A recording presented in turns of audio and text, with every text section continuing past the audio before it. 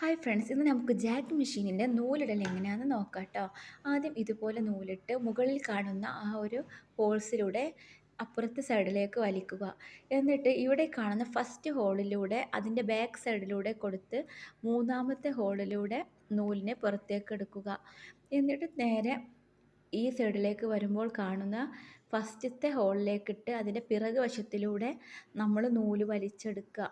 അതിനുശേഷം ആ ഹോൾസിലൂടെ നൂലിനെ എടുത്ത ശേഷം നമ്മുടെ ഡിസ്കിനുള്ളിലേക്ക് നൂല് വലിച്ച് ഫിറ്റ് ചെയ്ത് ഡിസ്കിൽ നിന്ന് മുകളിലോട്ട് കൊടുക്കുന്നു. ഈ ഒരു ഹുക്കിനുള്ളിലൂടെ എടുത്ത് ടേക്കപ്പ് ലിവറിനുള്ളിലേക്ക് നമ്മൾ കോർക്കുക.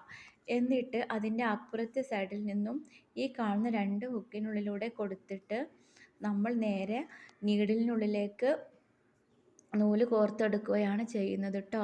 അപ്പോൾ പല ആളുകൾക്കും ജാക്ക് മെഷീനിൽ എങ്ങനെ നൂല് കോർക്കുക എന്ന ഡൗട്ട് സ്ഥിരമായിട്ട് ഉണ്ടാകാറുണ്ട്.